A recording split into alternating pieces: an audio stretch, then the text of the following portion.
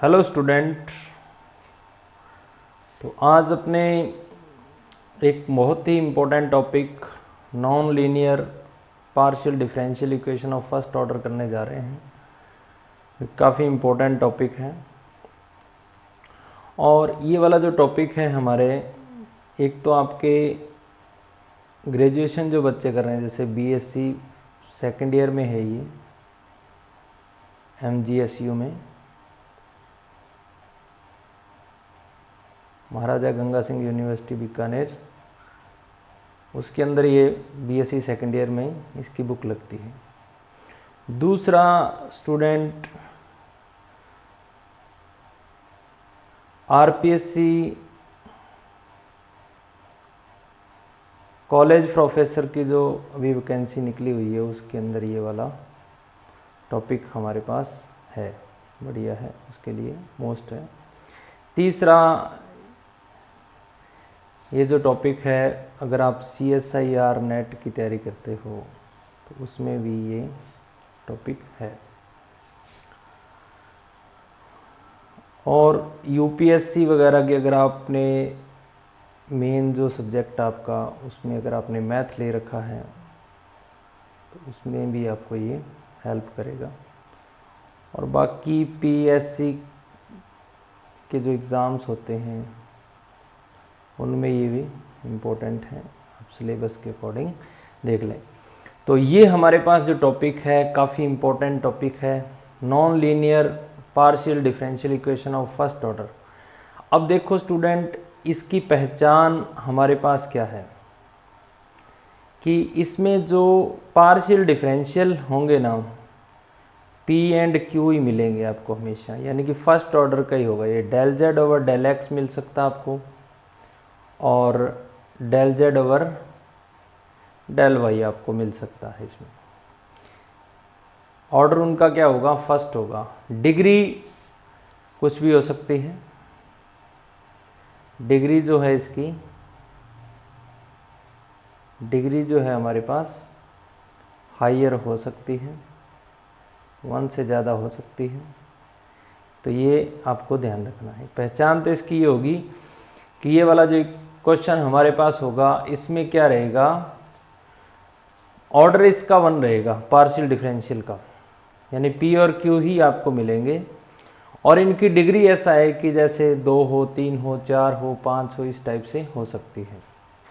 तो हमने कहा ना, F is not in linear, not linear, linear लिखना था यहाँ पे, linear in P and Q, P and Q में लीनियर नहीं होगा ये। अब दूसरी बात आती है हमारे पास, अगर हम बात करें कि इसकी कुछ स्टैंडर्ड फॉर्म है, अगर वो हमें ध्यान में रहती हैं तो हमारा क्वेश्चन करना बहुत ही आसान हो जाता है। वो मैंने यहाँ पे लिखी हैं। फर्स्ट स्टैंडर्ड फॉर्म आपके पास जो होगी वो P एंड Q में रिलेशन होगा आपके पास। जैसे एग्जांपल के लिए आप कह सकते हो P plus Q equal to PQ, इस टाइप से होगा। दूसरी जो हमारे पास स्टैंडर्ड फॉर्म है ये PQZ में होगी।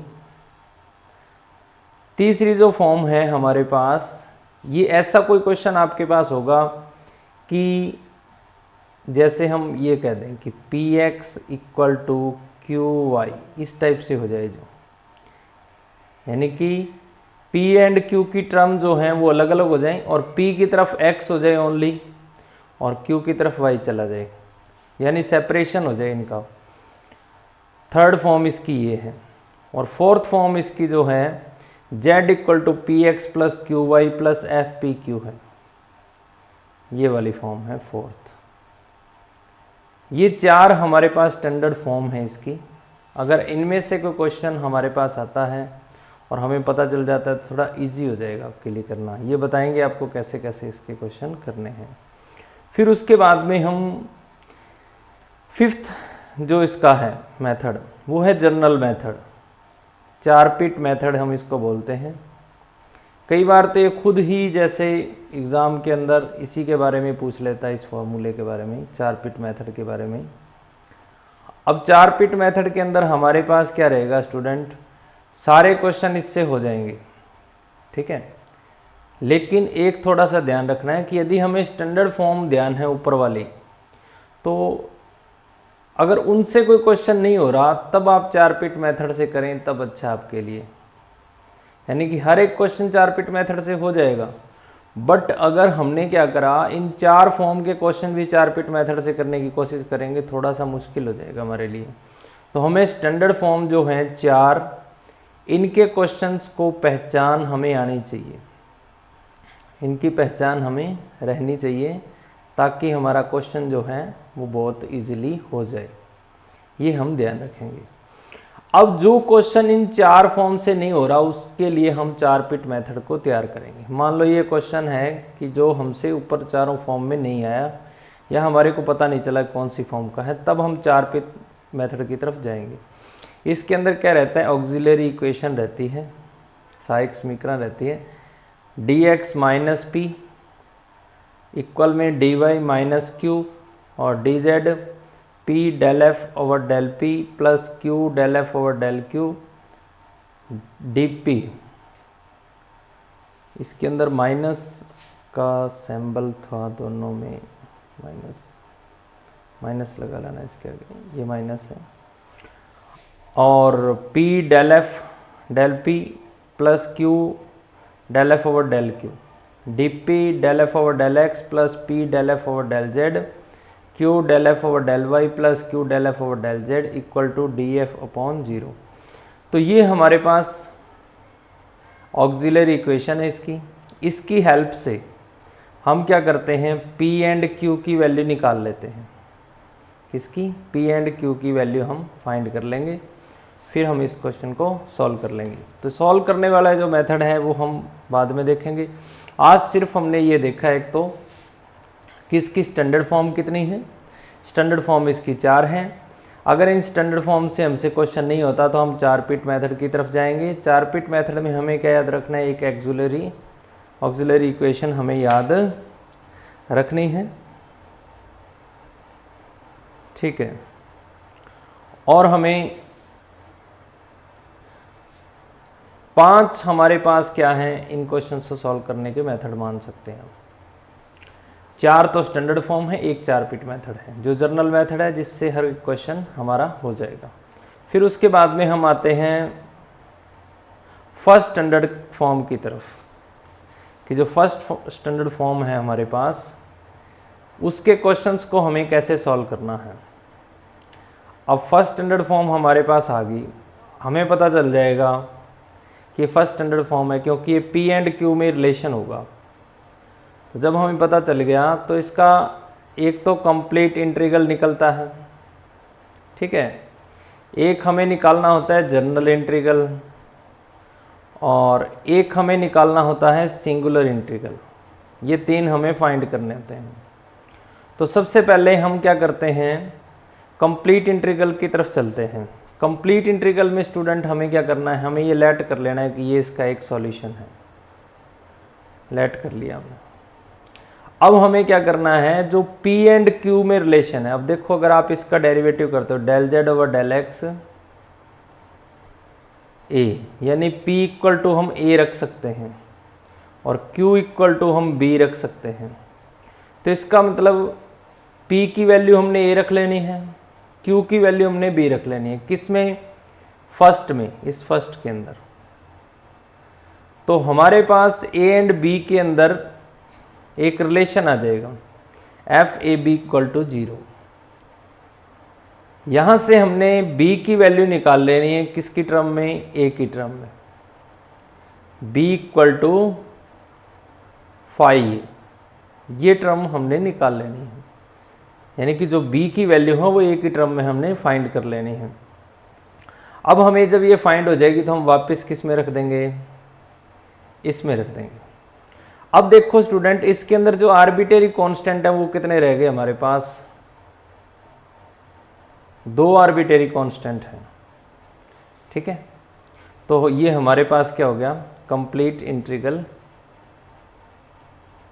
इसको हम कह सकते हैं।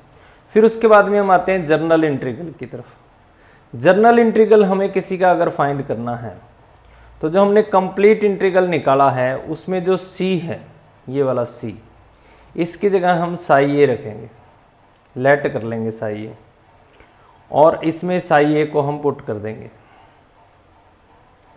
अब हम क्या करेंगे, विद रिस्पेक्ट टू इसका पार्शियल डेरिवेटिव करेंगे, तो हमारे पास आ जाएगी इक्वेशन नंबर 4।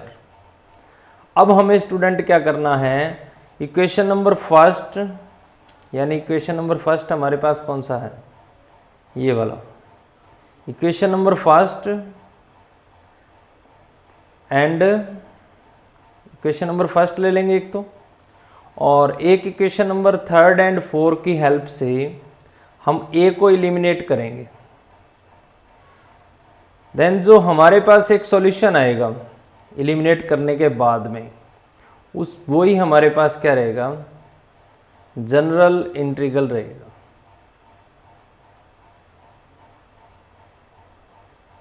अब ये स्टूडेंट कई बार तो क्या होता है कि फाइंड हो जाता है, कई बार हमें सिर्फ ये लिखना पड़ता है कि हम with the help of 3 and 4 and 1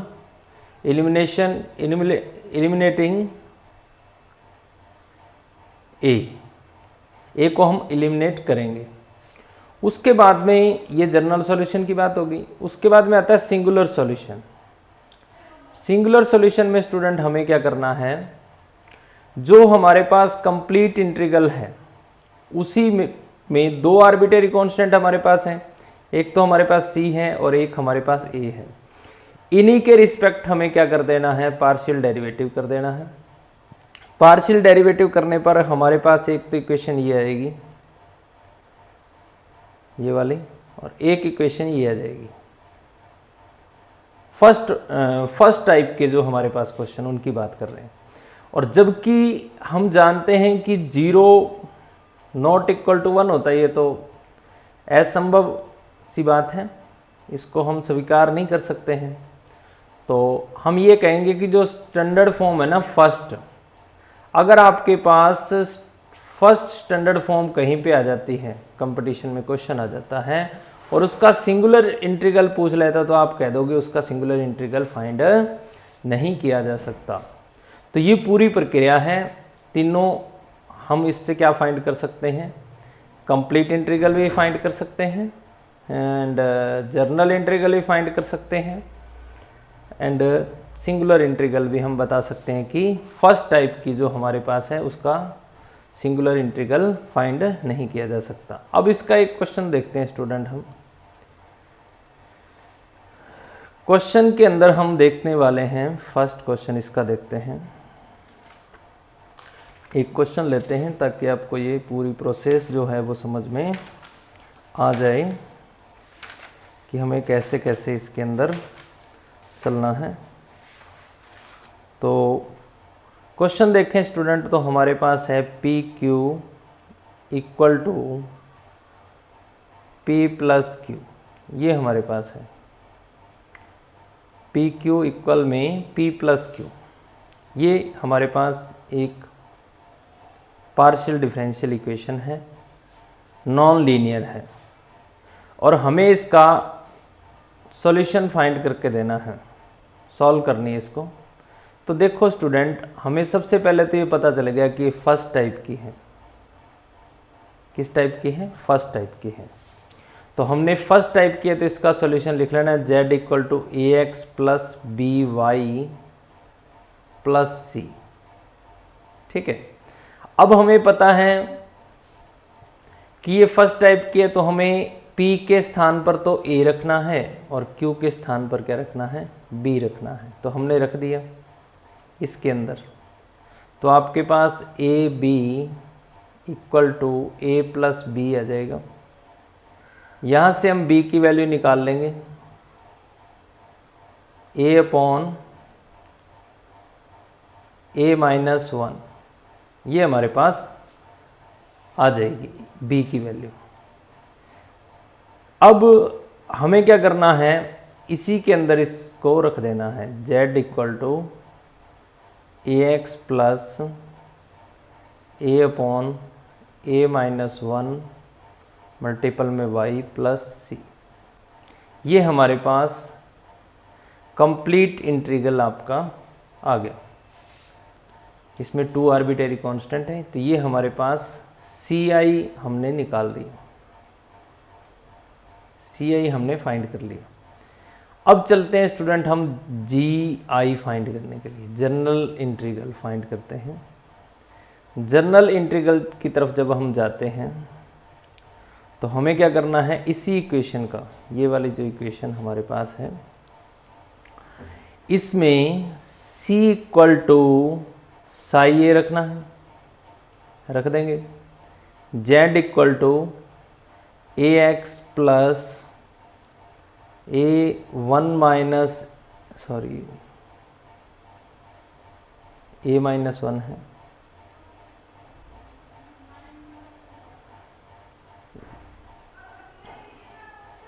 A-1 Y plus psi.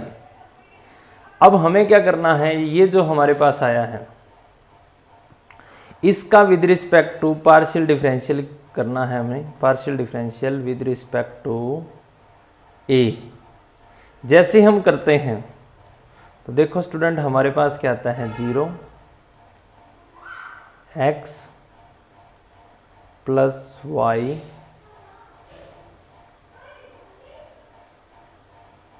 A-1 की होल स्क्वायर। अब A-1 रहेगा आपके पास कांस्टेंट, A-1 कांस्टेंट, A का हो जाएगा 1 माइनस A कांस्टेंट, इसका हो जाएगा 1 minus 0 y plus psi dash A, ये हमारे पास आ गया। इसको थोड़ा सिंप्लीफाई हमने करा, x प्लस वाई, ऊपर देखिए आपके पास माइनस A है, यहाँ से आपके पास कितना है, A है।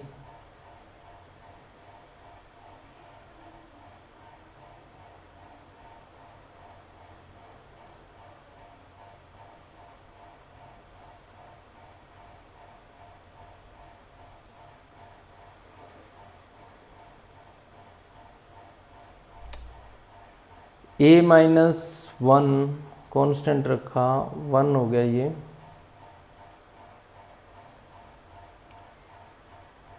तो माइनस ये तो कैंसिल ही होगा पूरा, तो बचेगा ही नहीं यहाँ पे।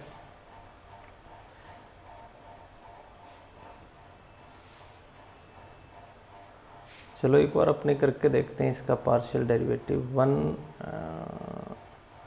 A-1 का अगर हम करें तो हमारे पास 1/A-1 आ गया, एंड A-1 की होल स्क्वायर आ गया।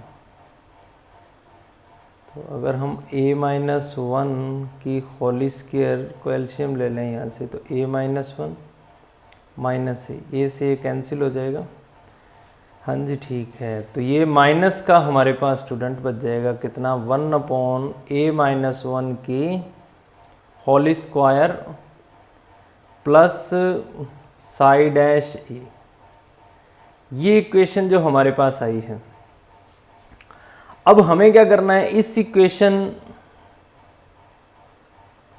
और एक ये वाली इक्वेशन है जो हमारे पास, फर्स्ट एंड एक ये सेकंड और एक ये है थर्ड। तो GI फाइंड जब हमें करना है, फाइंड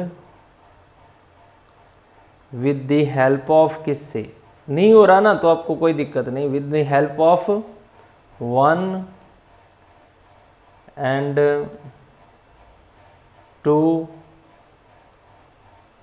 3, 1 2 एंड 3 की हेल्प से हम क्या कर लेंगे, GI इसका फाइंड कर लेंगे। बस इतना आपको लिखना है, फाइंड करके नहीं दिखाना। अगर किसी में फाइंड हो जाता है, मान लो इसकी वैल्यू हमें मिल जाती है, तब हम कर देंगे। उसके बाद में आता है SI, सिंगुलर इंटीग्रल।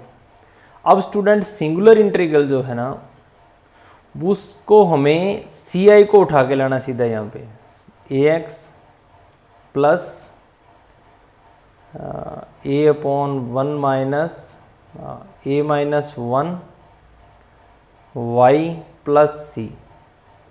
अब ये जो है इसका एक बार तो हमें किसके रिस्पेक्ट करना है, ए के रिस्पेक्ट करना है, और एक बार किसके रिस्पेक्ट करना है, सी के रिस्पेक्ट करना है। जैसे हम ए के रिस्पेक्ट करेंगे तो 0 एक्स, ये वैसे ही आ जाएगा 1 अपॉन ए माइनस 1 की होल स्क्वायर, साथ में वाई, ये आ गया।